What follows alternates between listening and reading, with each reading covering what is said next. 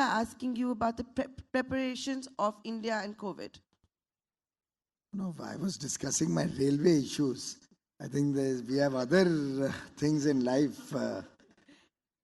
Of course, the health ministry has taken very serious precautions. The whole country is becoming more and more conscious. I'm told Israel has even started a movement to do namaste instead of shaking hands. Maybe a good lesson for some of us in this room here today. But in terms of the economy, I think we are in fairly good shape. All the numbers do not reflect any immediate cause of concern. A lot of things are getting back to normal worldwide. India generally is quite insulated. Our interdependency is still much lesser than other parts of the world. So I think we are on a relatively strong wicket in India. So you're not seeing this as too big a threat, too big a disruption, if I were to read between the lines in what you're saying? Well, we'll have to continue to monitor and watch the situation, obviously. But I don't think any of us in this room has so far felt the impact in terms of a disruption. To my mind, the resilience of Indian business and industry is amongst the highest anywhere in the world. And Indian ingenuity also comes into play at such times. So I'm not personally as much concerned as some people are making it out to be. I think we all need to keep ourselves abreast with whatever is happening in the world. Focus more on our precautions that we should take, especially in terms of large gatherings. I have also decided that I will not be participating in any holy celebrations this year. And I think if all of us keep these basic precautions of good hygiene and sanitation in mind and care, and the health consciousness that has been brought into play in the last 5 or 6 years is now in a way evident that people are recognizing. I still remember when Prime Minister Modi first launched the Swachh Bharat Abhiyan and announced from the ramparts of the Red Fort in August 2014 on Independence Day that the nation should focus on making India clean India. I'm not commenting on any particular paper or group, but a lot of criticism was made that should the Prime Minister of the country in his first inaugural address at from the Red Fort be talking about a subject as small and simple as a clean India.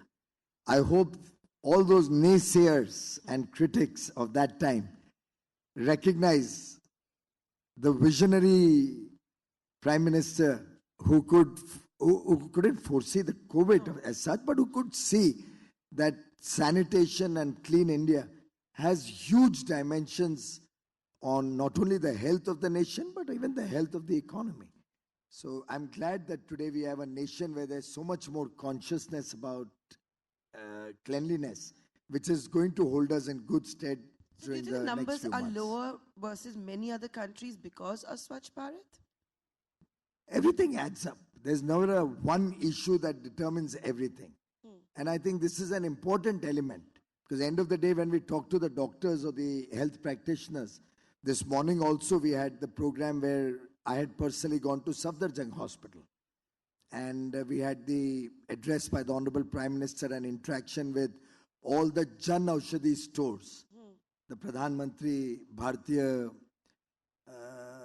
Pariyojana, the Jan Aushadhi Pariyojana, under which we are giving low cost, very affordable generic medicines to the poor, or for that matter to every citizen of India, so that healthcare costs can be brought down and made more affordable for every citizen. During the course of that interaction, I was talking to the doctors, to the sisters there, and realized what a huge impact Ayushman Bharat has had on the common man. What a huge impact the availability of low-cost medicines have had on the common man. The director of Safdarjung Hospital mentioned that there's usually a line outside the Jan Aushadhi store of patients wanting to get affordable medicines from there. Now, all of these are steps taken over the last 5 years, which are in some sense like the unsung heroes, the unsung contributions to make India a better place to live in, to make sure that healthcare is available to all at affordable prices. In fact, while we are at that, I may take a minute to make an appeal to such a eminent gathering of personalities here, and I'm actually quite amazed. It speaks about the power of Economic Times that on a late Saturday afternoon, with an extended weekend ahead of us, you have a room full of such eminent personalities. They've come to hear you speak, sir. I don't know about that, but it speaks volumes of the power of the Economic Times. Compliments to all of you. But, round of applause. But I want to make an appeal to each one of you. The Honorable Prime Minister always had a vision that just like we took toilets to every home in the country and made India an ODF, open defecation free society, just like we've been able to almost take cooking gas to every home in the country, barely a few homes left now, maybe 10, 12 million, 20 million homes left. Just like we've been able to take financial inclusion all over. One very, very important aspect that he's focusing on is the availability of sanitary pads for sanitary hygiene, sanitary napkins that large number of poor women, particularly in rural India, are not able to afford. Frankly, it's not rural, it's even in urban areas where we find people are not able to afford the very expensive sanitary napkins. I would urge all of you, particularly the ladies in the room, all the youngsters in the room, to take this as a mission. And can we all collectively work to see how we can make sure that sanitary napkins are made available to every woman in this country in the next 12 months. And these Jan Aushadhi stores are providing sanitary napkins at 1 rupee per napkin. Only 1 rupee per napkin. So you're really talking of a cost of 7-8 rupees. I think that's truly made the product affordable, truly made the product available across the country. And I do wish Economic Times or the Times Group could consider making this a mission, making this something which we will all propagate through industry associations, through our readers and viewers of our television channels, through digital and social media, and see if collectively as a nation, we can ensure that no woman ever is deprived of a sanitary napkin. That I think would be a huge contribution to the country. And of course, tomorrow is International Women's Day, so a day before that to learn about that is, of course, fantastic. But Mr. Goyal, if I could come back to you as the Commerce Minister. Now, you've had these studies come out that maybe travel would be affected by up to $113 billion globally this year. Obviously, commerce is going to be impacted. How are you navigating your way through it? You said that ingenuity of India will also have to stand out. So if you could shed some light on that. Well, obviously, the Commerce Ministry is in continuous dialogue with all the stakeholders, both those who are involved in domestic industry and those who are involved in the international trade. I think over the last 40 days or so, we've been assessing sector by sector and engaging with industry to see what the situation is. Looking at where we as a responsible nation can play a role to contribute to any global gaps in the supply chain. So wherever we have our strengths, whether we can contribute to make sure that global supply chains are not disrupted, wherever we need any inputs in our supply chain, looking at alternate sources. So it's a collective effort that all the export promotion councils, industry associations, government, and various stakeholders are working on. We are monitoring the trade data also every month. We have data up to February, and February data does not as yet show any signs of concern. In fact, both our imports and exports have gone up slightly in February. So by and large, it's a situation that's a very large health concern, but on trade matters, as a responsible government and as a responsible ministry, the Ministry of Commerce and Industry is certainly keeping a very, very watchful eye, engaging with all stakeholders very regularly.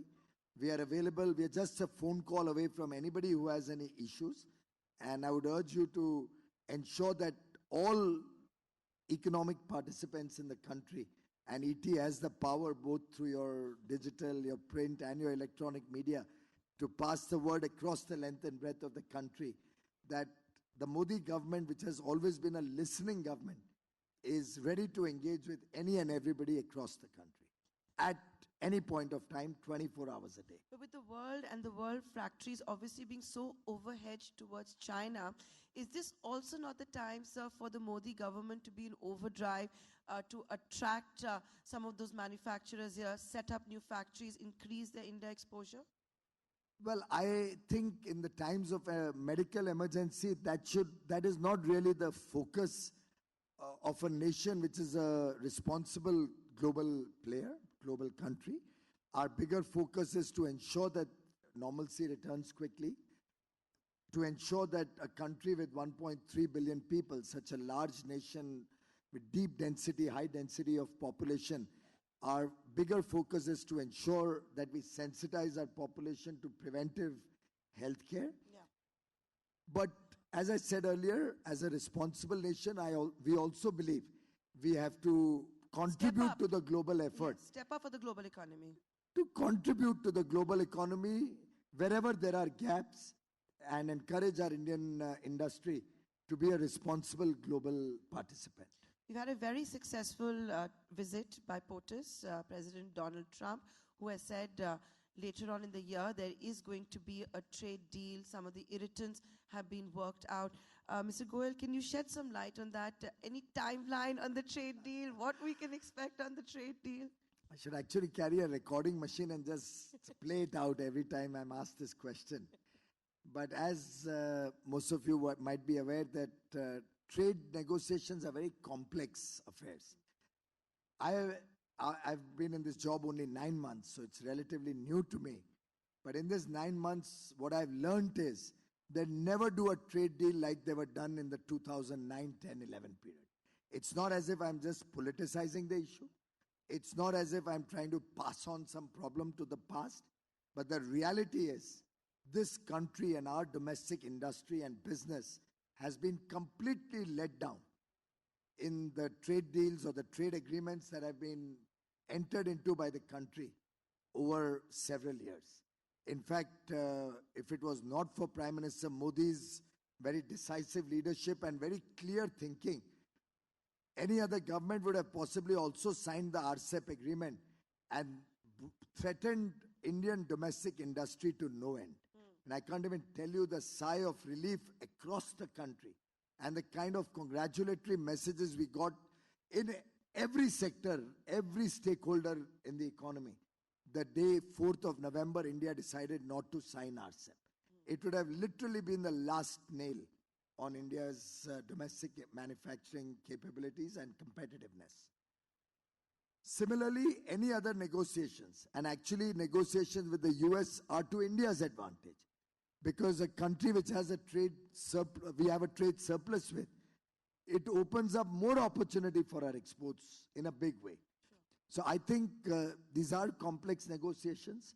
These are not to be discussed in public until the last contours are finalized, because they have a potential to jeopardize fair play and discussions.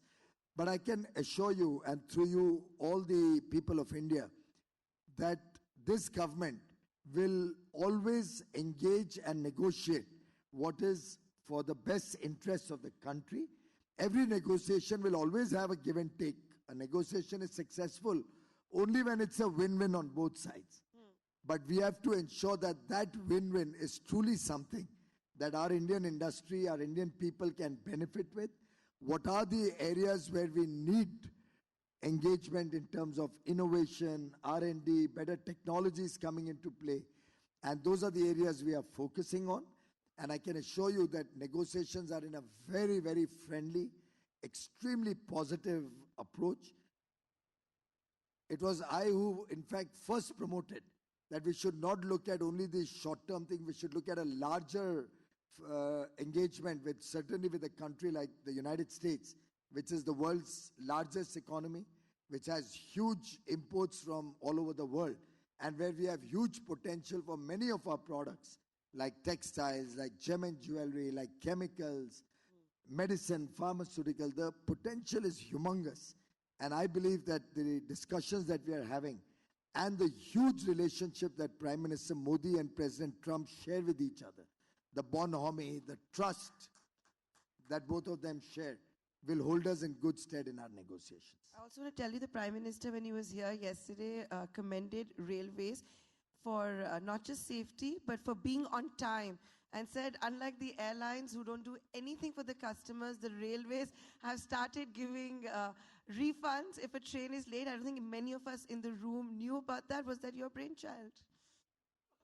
Well, I was just now sharing with your colleagues before I came into the room my own experience about punctuality.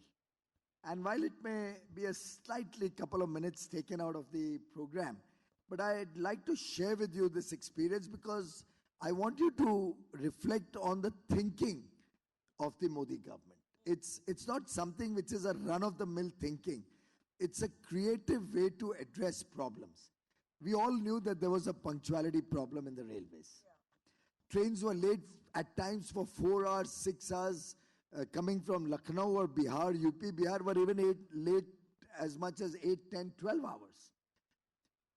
But what the Modi government does is we don't try to solve the problem just by giving a letter or writing an instruction. Yeah. We did a deep root cause analysis.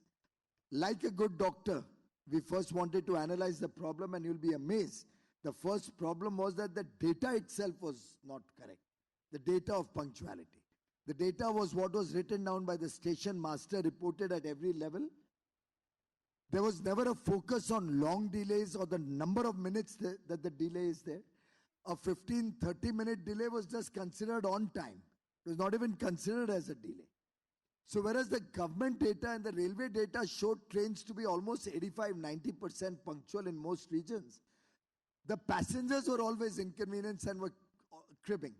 So I was quite amazed that where is the disconnect? So we got down to a root cause analysis, looked at every issue. I just explained to your colleagues. I won't give you all the details here for respect of time. But simple thing like putting an electronic device at 42 locations, wherever there was an interchange in the train system, we were able to actually get exact data. And now, of course, we've expanded it much more. With that, we started addressing the causes of delays. We focused on all the long delayed trains. Now there's no train which is delayed 8 hours, 6 hours. Almost 4 hours and above delays are eliminated. And we are gradually bringing it down to ensure that we can look at really high levels of punctuality despite so many uncertainties in the country, that even an elephant crossing a railway track can actually cause a disruption in train services for an hour or two, and then it has a domino effect down the line. An elephants in Assam, a group of herd of elephants in Assam, crossing the railway track, stopping traffic both sides, would have a domino effect extending up to Tripura or even up to Delhi or Mumbai. That's the level of interdependencies, and your subject of collaborate to create really is something the railways is day in and day out working with. We have to collaborate in the whole 70,000 kilometer network, otherwise we'll never be able to run it. In fact, I think that's a cue for the airlines to learn a thing or two. And Mr. Goyal, we're running out of time. Thank you so much for being a part of the ETGBS. Thank you very much.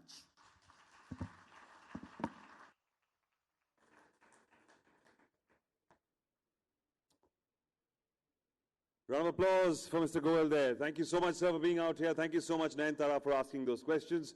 All right, ladies and gents, going to request you to kindly exit from this hall.